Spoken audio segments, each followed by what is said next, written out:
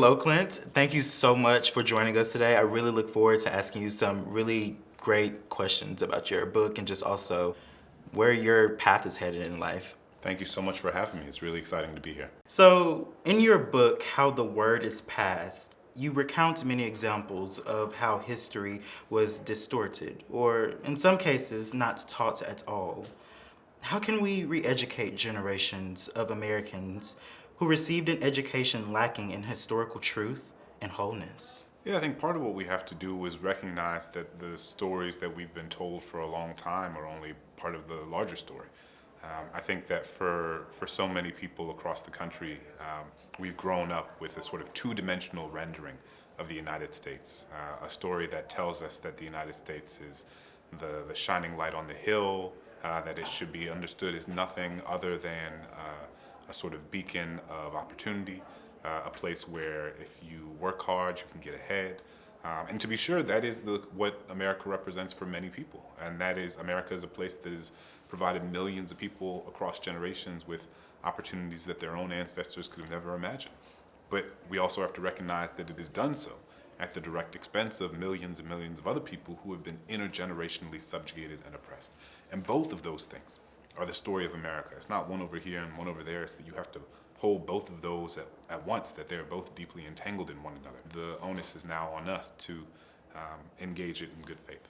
Wow, thank you for sharing. Moving on, I'd like to ask, why is it important to include the history of common, often unnamed enslaved people, and not just the history of the heroes of the abolition movement, such as Frederick Douglass and Harriet Tubman? If we only understand the experiences of slavery through the perspectives and lenses of these just remarkable and unique people, we can take for granted the fact that life for most enslaved people just wasn't like that, right? Most enslaved people didn't learn how to read and write.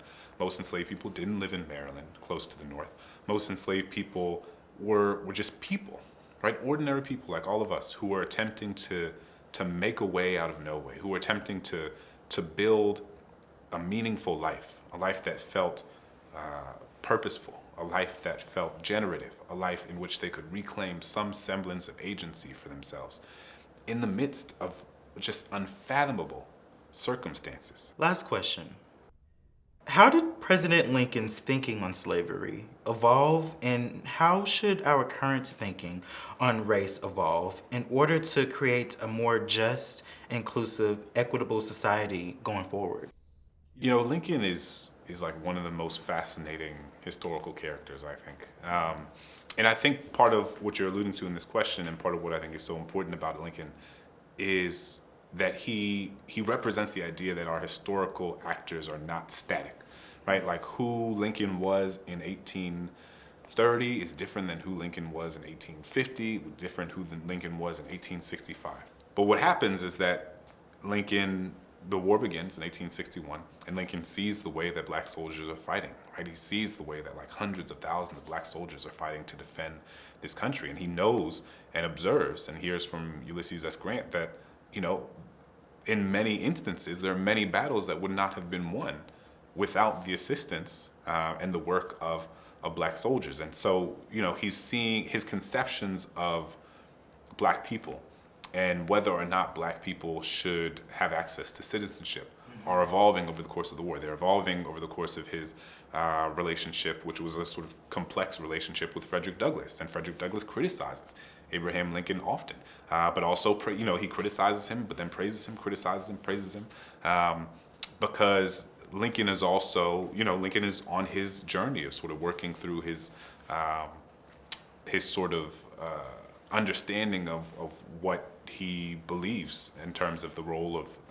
black Americans, what it will be and what it should be in the United States. It's fascinating because he's changing and he's evolving, and a lot of what he says contradicts one another. And he says this on one day and this on another. I think Lincoln also shows and is a reminder that these folks who we sort of lift up as paragons of the great American experiment are just humans. Right? They're morally inconsistent, and the more we understand this country is being founded and governed by people who were imperfect human beings, the more we can recognize that the United States is a complicated, imperfect place, and that is consistent with, kind of every country that has ever existed.